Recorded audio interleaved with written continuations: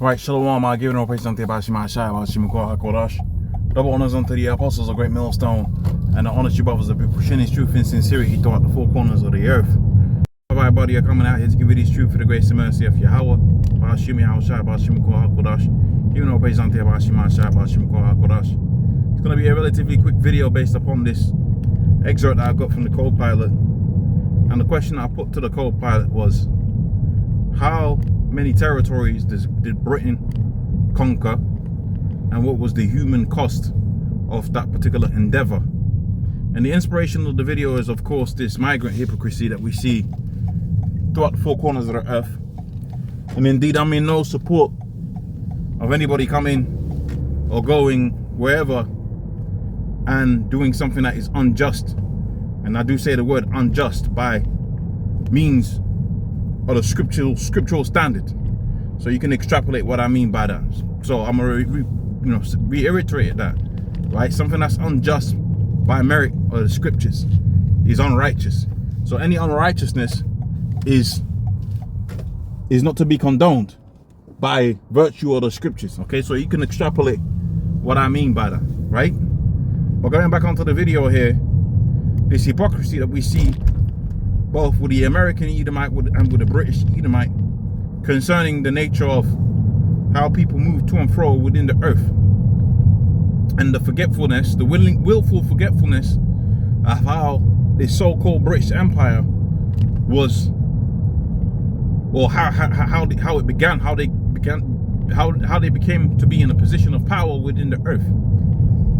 And it's the human cost and the territories that you conquered that allowed you to be in a dominant position within the earth, where people from Pakistan, Australia, Nigeria, there's a lot of Nigerians in England, there's a lot of Indians in England, a lot of Pakistani in England, a lot of Bangladeshi people in England, a lot of Kenyans, a lot of South Africans, right? A lot of people from New Zealand, a lot of people from Egypt, from Iraq, Malaysia, all of these different places. You see people are migrating towards their conqueror's land.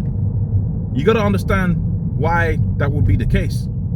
Here it is, you got loads of natural mineral resources. Your forefathers are chilling, sitting on a mountain of gold, right? Got cattle all around you. Look at God, they had all the buffalo around them, and guy comes with a Gatling gun, guy comes with a machine gun, shoots your forefathers up, conquers the land and calls it their own, right? Sends the taxation to their motherland, which is what we saw with America, which is what we saw with all of these different countries that Britain conquered, right?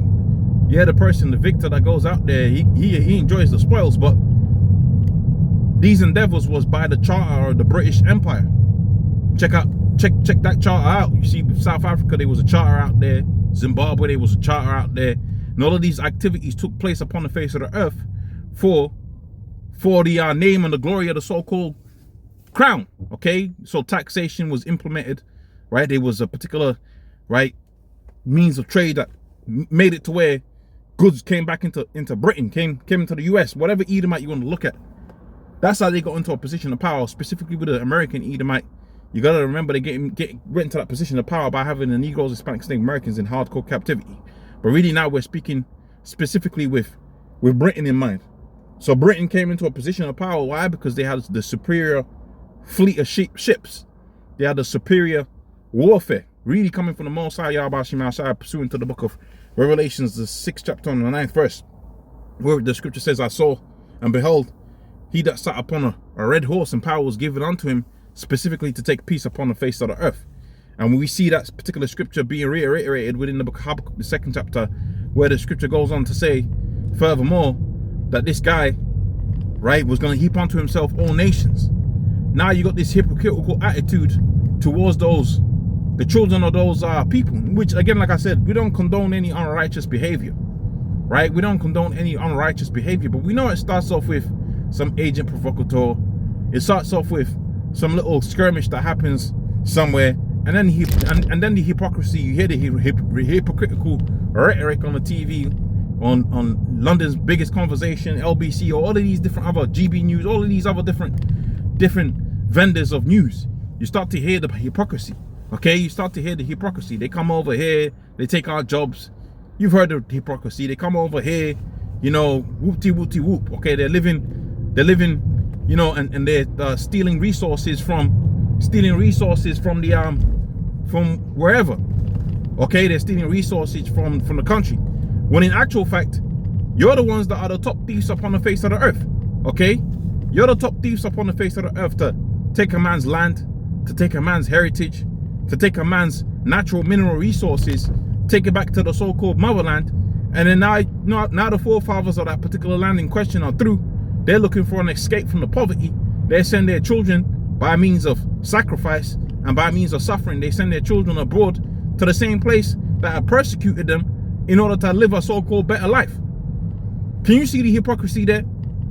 Can you see the hypocrisy over there? Okay? These situations that have been set up upon the face of the earth are by means and by virtue of your murderous attitude, of which we see here. The numbers are there. Now, obviously, this is low ball. This is a low ball, okay? They've low balled this, okay? Obviously, it's the AI and it's calculated something, and it's, you know, it's giving me a number. This is a low ball, because this number here doesn't even represent the transatlantic slave trade or the Negroes, Hispanics, Native Americans. It's not even considering that. But just looking at these territories that they've conquered, right? India, Pakistan, Bangladesh, Nigeria, which, you know, they hate them Nigerians, right? They hate them Bangladeshi people, right? But hold on a minute. These are the same territories. These are the same people, or the same territories that you conquered. And by looking at this, right, the human cost of the empire, the estimated cost is 100 million to 165 million, right? Excess deaths occurred in India alone. Okay, so that's more like it. Okay, that's more like it. That's more like it. That's more what I was looking for. Because I thought that was just all of them territories combined. No, this is 1880 to 1920. It says between 100 to 165 excess deaths occurred in India alone between 1880 and 1920. Okay, largely due to the amount of famine, economic exploitation, colonial policies, right? All directly linked to Esau. Okay, that's what I was just saying. The human cost. I'll show you the question when I have the opportunity to, right? But this was all off the back of the Red Hebrew Edomite Esau. He did this.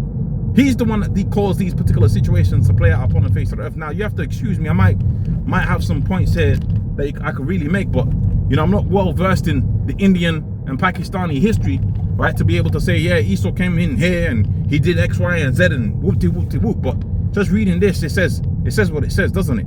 Largely due to famine. Okay, how did the famine come across?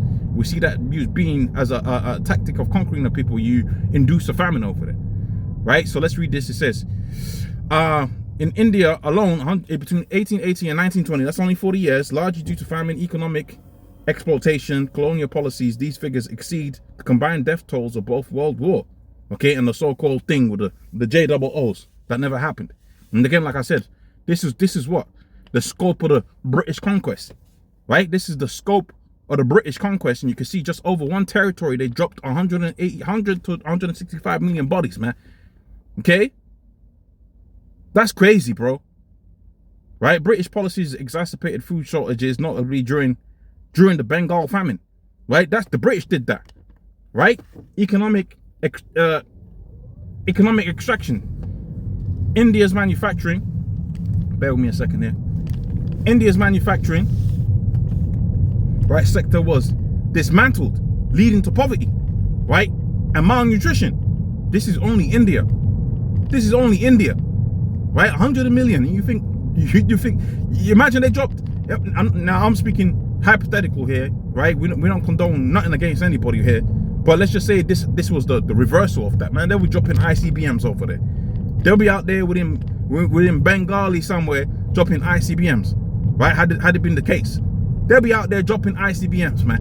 Right? Total hypocrisy, a total, right, willful neglect of the historical facts that you afflicted the people so much that within 40 years they was responsible for 100 million to 165 million according to the AI. I gotta say that there because I know the AI lies sometimes, but we know that situation to be true across the earth, right? And we know the figure to be much larger than that, because Esau, like the scripture says, he was set up to take peace away from the earth, man. This guy wasn't out here just to allow people to just live this glorious life of freedom. What do you think this is? The scripture says that he was gonna what? He was gonna take peace away from the earth, man. He sees something, he likes it, he goes in there, he steals it, and then their children complain of an ungodly father. Okay, their children complain, oh, that was our forefathers, man. But leave our country, by the way. Leave our country, by the way. Right? Here these are our fathers have killed all your people, but no, don't come over here. Don't come over here. Stay in your country where we've created an economic situation that's just terrible for your situation. Stay over there. Totally hypocritical. Totally hypocritical, man. To hell with this man.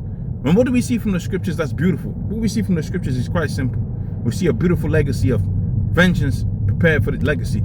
Prophecy concerning this man's future, speaking about his downfall, speaking about his ultimate end. The scripture says within the book of Revelations, the 13th chapter, the 9th verse, he that leadeth in captivity shall go into captivity. He that killeth with the sword must be killed with the sword. So Esau went up in there, used all kind of economic tactics, impoverishments, all kind of different ways in which Esau afflicted people. And we see that the Most High hasn't forgotten, right? As a matter of fact, the Most High has promised him a great judgment, a great punishment, right? A great judgment. I mean, I don't know how else to say it. He's promised him a great judgment.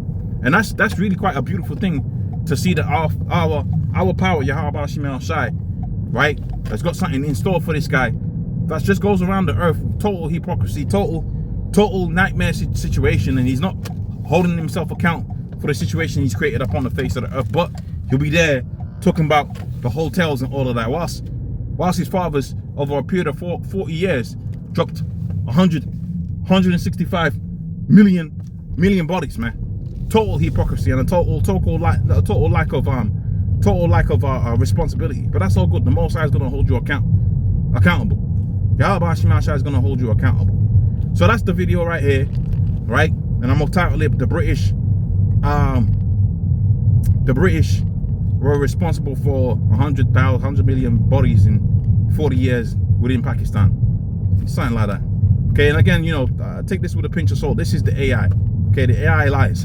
Sometimes the AI lies. Sometimes the AI is gonna go find what you want on the internet, and then it's gonna make the numbers work for you. Okay, so you know, again, like I said, I'm not an expert within the Elamite history and all of that, so I couldn't verify this. I couldn't say yay or nay, but by all accounts, it's most likely that it's true. Okay.